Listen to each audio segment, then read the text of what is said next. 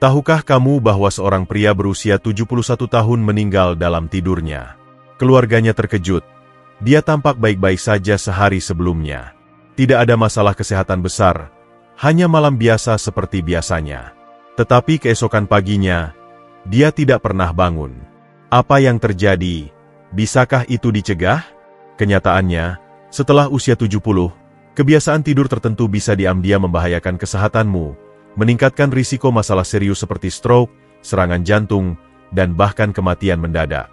Bagian terburuknya, kebanyakan orang tidak menyadari mereka melakukan kesalahan ini. Dalam video ini, kita akan membahas 4 kebiasaan malam yang perlu kamu hindari jika berusia di atas 70. Ini adalah rutinitas kecil yang tampaknya tidak berbahaya, tetapi bisa berdampak besar pada kesehatan dan umur panjangmu. Beberapa di antaranya mungkin mengejutkanmu, dan yang lain mungkin adalah hal yang telah kamu lakukan selama bertahun-tahun tanpa memikirkannya. Di akhir video ini, kamu akan memiliki pengetahuan yang dibutuhkan untuk melindungi diri, meningkatkan tidurmu, dan bangun dengan perasaan lebih kuat dan sehat setiap pagi. Tetaplah bersamaku sampai akhir, karena kebiasaan terakhir adalah sesuatu yang kebanyakan lansia tidak sadar lakukan setiap malam, dan itu bisa membahayakan mereka secara serius. Kamu juga akan belajar apa yang bisa kamu lakukan sebagai gantinya untuk memastikan tidur yang lebih aman dan sehat. Sekarang, mari kita mulai. Nomor 1. Makan makanan berat terlalu larut malam. Salah satu kebiasaan tidur yang paling umum namun berbahaya setelah usia 70 adalah makan makanan berat terlalu dekat dengan waktu tidur. Kamu mungkin berpikir itu tidak berbahaya. Mungkin kamu sudah melakukannya selama bertahun-tahun tanpa masalah. Tetapi seiring bertambahnya usia, tubuh kita tidak memproses makanan dengan cara yang sama seperti dulu. Apa yang kamu makan sebelum tidur, dan yang lebih penting kapan kamu makan, bisa sangat memengaruhi kualitas tidur, kesehatan jantung, dan bahkan risiko komplikasi mendadak di malam hari. Pikirkanlah, saat kamu masih muda, kamu mungkin bisa makan malam besar larut malam dan tidur nyenyak. Tetapi sekarang, setelah 70, metabolisme melambat, sistem pencernaan tidak seefisien dulu, dan tubuh membutuhkan waktu lebih lama untuk memecah makanan. Ini bisa menyebabkan refluks asam, tidur terganggu, dan bahkan tekanan darah meningkat. Semua itu terkait dengan risiko lebih tinggi serangan jantung dan stroke saat tidur. Jika kamu pernah terbangun di tengah malam dengan rasa mulas, ketidaknyamanan, atau jantung berdebar, besar kemungkinan kebiasaan makan larut malam adalah penyebabnya. Inilah yang terjadi saat kamu makan banyak tepat sebelum tidur. Alih-alih tubuh fokus pada tidur restoratif yang dalam, ia sibuk mencerna. Lambung memproduksi asam, usus bekerja keras, dan detak jantung tetap tinggi, padahal seharusnya melambat. Ini menciptakan reaksi berantai di tubuhmu, membuatmu berada dalam kondisi tidur yang lebih ringan dan gelisah, serta meningkatkan peluang kejadian kardiovaskular mendadak. Misalnya, katakanlah kamu menikmati camilan larut malam, mungkin hidangan pasta berat atau burger berminyak tepat sebelum tidur. Kamu mungkin merasa kenyang dan puas, tetapi saat berbaring, tubuhmu kesulitan menjaga asam lambung di tempatnya. Asam bisa naik ke kerongkongan, menyebabkan ketidaknyamanan, batuk, atau bahkan sensasi tersedak yang membangunkanmu. Seiring waktu, refluks asam kronis, yang dikenal sebagai GERD, bisa melemahkan otot di tenggorokan dan saluran napas, meningkatkan risiko pneumonia aspirasi, infeksi paru serius yang bisa mematikan bagi lansia. Bahkan lebih buruk, makan terlalu larut malam bisa menyebabkan lonjakan kadar gula darah. Jika kamu memiliki diabetes atau berisiko, kebiasaan ini bisa menyebabkan ketidakseimbangan glukosa, membuat tubuh sulit mengatur gula darah saat tidur. Penelitian menunjukkan bahwa lansia yang sering makan larut malam memiliki peluang lebih tinggi mengembangkan gangguan metabolik yang berkontribusi pada penyakit jantung. Jadi, apa yang harus kamu lakukan sebagai gantinya? Cobalah selesaikan makan terakhirmu setidaknya 3 hingga 4 jam sebelum tidur. Ini memberi tubuhmu cukup waktu untuk mencerna dengan baik sebelum berbaring. Jika kamu butuh camilan sebelum tidur, pilih sesuatu yang ringan dan mudah dicerna, seperti segenggam kacang, sepotong buah kecil, atau secangkir teh herbal hangat. Pilihan ini sebenarnya bisa meningkatkan tidur lebih baik tanpa memberi tekanan berlebih pada sistem pencernaanmu. Ingat, tubuhmu bekerja berbeda sekarang dibandingkan puluhan tahun lalu. Dengan penyesuaian sederhana pada jadwal makanmu, kamu bisa secara signifikan menurunkan risiko masalah kesehatan malam, meningkatkan kualitas tidur, dan memberi tubuhmu istirahat yang benar-benar dibutuhkan. Nomor 2. Minum terlalu banyak cairan sebelum tidur. Banyak orang percaya bahwa tetap terhidrasi selalu baik, dan meskipun itu umumnya benar, minum terlalu banyak cairan, terutama sebelum tidur, sebenarnya bisa berbahaya seiring bertambahnya usia. Jika kamu berusia di atas 70 dan sering terbangun beberapa kali di malam hari untuk ke kamar mandi, mungkin saatnya mempertimbangkan kembali berapa banyak cairan yang kamu konsumsi di malam hari. Jika Anda masih menonton video ini dan merasa wawasan ini berharga, silakan komentar dengan angka 1 di bawah ini untuk memberitahu saya bahwa Anda ada di sini. Dan jika Anda belum berlangganan, saya sarankan Anda berlangganan dan mengaktifkan lonceng agar tidak ketinggalan video apapun. Dukungan Anda membantu kami terus menciptakan konten yang baik untuk memberi informasi dan menginspirasi Anda. Sekarang, mari kita lanjutkan. Tetapi tidur terganggu bukan satu-satunya masalah. Kebiasaan ini juga bisa meningkatkan risiko jatuh, masalah jantung, dan bahkan penurunan kognitif seiring waktu. Inilah mengapa itu penting. Seiring bertambahnya usia, kandung kemih secara alami menjadi kurang efisien menahan urin dalam waktu lama. Otot melemah, ginjal terus menyaring cairan di malam hari, dan tubuh menjadi lebih sensitif terhadap jumlah cairan kecil dalam sistemmu. Ini berarti, jika kamu minum segelas besar air, teh, atau jus sebelum tidur, kamu jauh lebih mungkin terbangun di malam hari dengan kebutuhan mendesak untuk buang air kecil. Dan meskipun ini mungkin tampak seperti gangguan kecil saja, konsekuensinya bisa jauh lebih serius daripada yang kamu pikirkan. Bayangkan ini, tengah malam dan kamu tiba-tiba terbangun dengan kandung kemih penuh. Kamu mencoba bangun dari tempat tidur dengan cepat, tetapi tekanan darahmu belum sempat menyesuaikan. Ini bisa menyebabkan sesuatu yang disebut hipotensi postural, penurunan tekanan darah mendadak saat berdiri, yang bisa menyebabkan pusing, kepala ringan, dan bahkan pingsan. Banyak lansia mengalami ini tanpa menyadarinya, dan sayangnya, ini adalah salah satu penyebab paling umum dari jatuh di malam hari yang berbahaya. Perjalanan sederhana ke kamar mandi bisa berubah menjadi kecelakaan yang mengancam jiwa, menyebabkan patah tulang, cedera kepala, atau lebih buruk lagi. Di luar jatuh, buang air kecil sering di malam hari, yang dikenal sebagai nokturia, bisa serius mengganggu siklus tidurmu. Setiap kali kamu bangun dan menyalakan lampu, otakmu tertipu berpikir itu pagi. Ini mengganggu produksi melatonin alami, hormon yang bertanggung jawab atas tidur restoratif yang dalam. Seiring waktu, kualitas tidur buruk bisa melemahkan sistem kekebalan, meningkatkan tekanan darah, dan bahkan mempercepat penurunan kognitif. Penelitian menunjukkan bahwa lansia yang sering terbangun di malam hari memiliki risiko lebih tinggi mengembangkan demensia dan kondisi terkait memori lainnya akibat gangguan tidur jangka panjang. Tetapi hidrasi tetap penting. Jadi apa solusi terbaik? Alih-alih menghentikan cairan sepenuhnya, cobalah sesuaikan jadwal asupanmu. Minum sebagian besar cairanmu lebih awal di hari itu, dan kurangi menjelang sore hari. Jika kamu merasa haus di malam hari, ambillah tegukan kecil daripada minum segelas penuh sekaligus. Dan jika kamu minum minuman berkafein seperti kopi atau teh di sore hari, ketahuilah bahwa kafein bertindak sebagai diuretik, meningkatkan produksi urin dan memperburuk masalah. Tip lain, perhatikan sumber cairan tersembunyi dalam makananmu. Sup, buah dengan kandungan air tinggi, dan bahkan beberapa obat bisa berkontribusi pada retensi cairan dan meningkatkan kemungkinan terbangun di malam hari. Dengan penyesuaian kecil namun disengaja, kamu bisa secara dramatis meningkatkan kualitas tidurmu, mengurangi risiko jatuh di malam hari, dan mendukung kesehatanmu secara keseluruhan di jangka panjang. Jika kamu masih menonton video ini dan menemukan wawasan ini berharga, silakan komentar nomor 2 di bawah untuk memberitahu aku kamu ada di sini. Dan jika kamu belum berlangganan, aku sarankan kamu berlangganan dan nyalakan lonceng agar tidak ketinggalan video apapun. Dukunganmu membantu kami terus membuat konten bagus untuk memberi informasi dan menginspirasimu. Sekarang, mari kita lanjutkan. Nomor 3. Tidur di ruangan yang terlalu hangat. Kamar tidur yang nyaman dan hangat mungkin terdengar mengundang. Tetapi jika kamu berusia di atas 70, menjaga ruangan terlalu hangat di malam hari bisa diam-diam membahayakan kesehatanmu. Banyak lansia membuat kesalahan menaikkan termostat atau memakai selimut tebal. Berpikir itu akan membantu mereka tidur lebih baik. Tetapi kenyataannya, tidur di ruangan yang terlalu hangat bisa meningkatkan risiko masalah jantung, dehidrasi, dan kualitas tidur buruk tanpa kamu sadari. Seiring bertambahnya usia, tubuh kita menjadi kurang efisien mengatur suhu.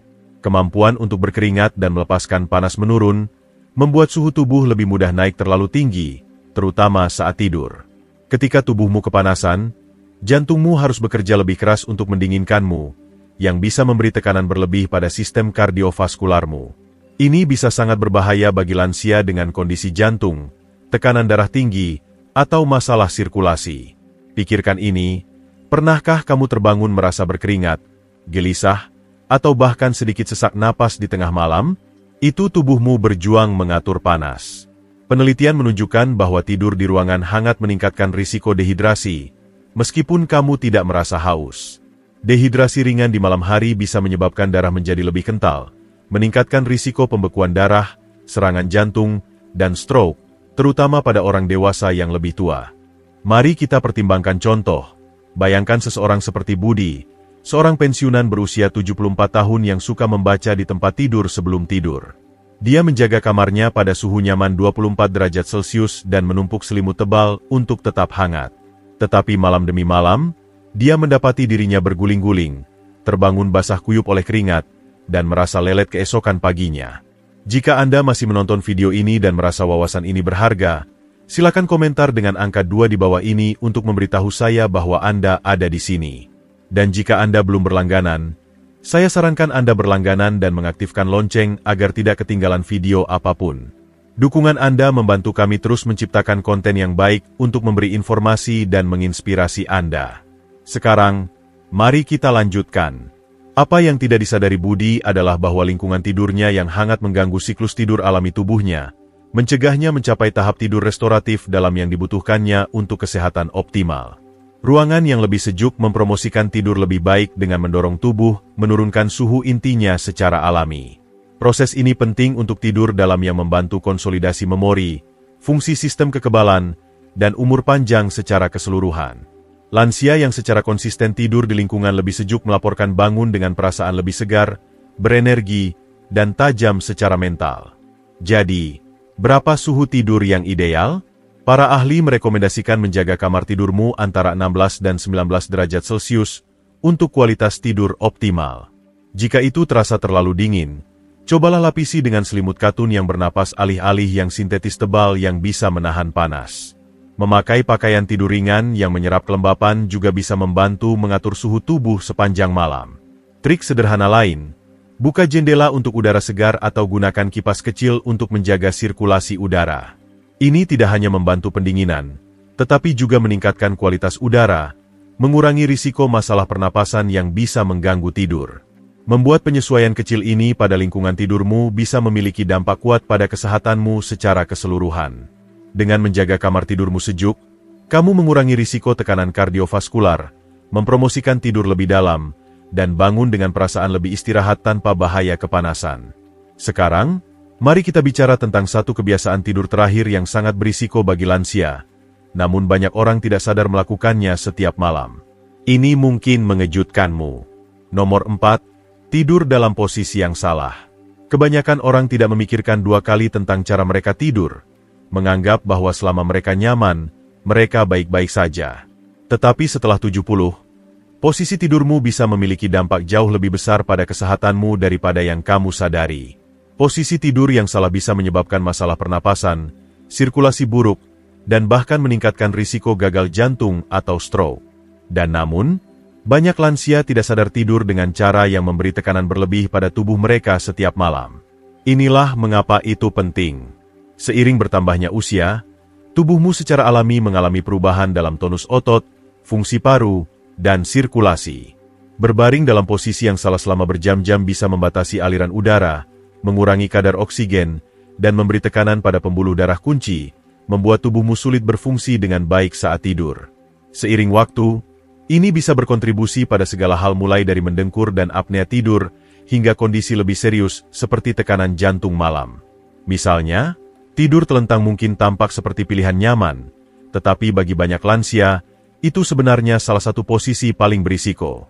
Saat kamu berbaring telentang, gravitasi menyebabkan lidah dan jaringan lunak di tenggorokanmu rileks dan jatuh ke belakang, sebagian memblokir saluran napasmu. Ini bisa menyebabkan apnea tidur obstruktif, Kondisi di mana pernapasan berulang kali berhenti dan mulai saat tidur. Banyak orang tidak menyadari mereka memilikinya, tetapi itu bisa secara signifikan meningkatkan risiko penyakit jantung, tekanan darah tinggi, dan bahkan serangan jantung mendadak. Pikirkan seseorang seperti Agus, seorang pria berusia 76 tahun yang selalu tidur telentang. Istrinya memperhatikan bahwa dia kadang berhenti bernapas selama beberapa detik di malam hari sebelum tersengal mencari udara. Awalnya, dia mengabaikannya, berpikir itu hanya penuaan normal. Tetapi seiring waktu, dia mulai terbangun merasa lelah, dengan sakit kepala, dan kesulitan berkonsentrasi di siang hari. Ketika akhirnya dia berbicara dengan dokternya, dia belajar bahwa posisi tidurnya berkontribusi pada apnea tidur yang tidak terdiagnosis, memberi tekanan pada jantungnya setiap malam. Bahkan jika kamu tidak memiliki apnea tidur, tidur dalam posisi yang salah juga bisa memengaruhi sirkulasi. Saat kamu tidur miring ke kanan, studi menunjukkan bahwa itu memberi tekanan ekstra pada jantung, membuat darah sulit bersirkulasi dengan efisien. Ini sangat memprihatinkan bagi lansia dengan kondisi jantung, karena bisa berkontribusi pada penumpukan cairan di paru-paru dan kaki, menyebabkan kondisi yang disebut gagal jantung kongestif seiring waktu. Jadi, apa posisi tidur terbaik setelah 70? Para ahli merekomendasikan tidur miring ke kiri kapanpun memungkinkan. Posisi ini membantu meningkatkan sirkulasi, memungkinkan jantung memompa lebih efisien, dan bahkan membantu pencernaan. Bagi orang yang rentan terhadap refluks asam atau mulas, tidur miring ke kiri bisa mencegah asam lambung naik ke tenggorokan, mengurangi ketidaknyamanan dan meningkatkan kualitas tidur. Jika kamu kesulitan tetap miring saat tidur, cobalah gunakan bantal tubuh untuk mencegahmu berguling ke punggung. Jika Anda masih menonton video ini dan merasa wawasan ini berharga, silakan komentar dengan angka 3 di bawah ini untuk memberitahu saya bahwa Anda ada di sini. Dan jika Anda belum berlangganan, saya sarankan Anda berlangganan dan mengaktifkan lonceng agar tidak ketinggalan video apapun. Dukungan Anda membantu kami terus menciptakan konten yang baik untuk memberi informasi dan menginspirasi Anda. Sekarang, mari kita lanjutkan. Meninggikan kepala sedikit dengan bantal yang mendukung juga bisa membantu menjaga saluran napas terbuka dan mengurangi risiko gangguan pernapasan. Dan jika kamu mengalami nyeri sendi atau kekakuan, menempatkan bantal di antara lutut bisa membantu menjaga keselarasan tulang belakang dan mengurangi tekanan pada punggung bawah. Membuat penyesuaian sederhana ini pada posisi tidurmu bisa memiliki dampak mendalam pada kesehatanmu secara keseluruhan. Dengan memastikan tubuhmu dalam posisi optimal untuk sirkulasi, pernapasan, dan fungsi jantung, kamu bisa mengurangi risiko komplikasi kesehatan malam dan bangun dengan perasaan lebih segar dan berenergi.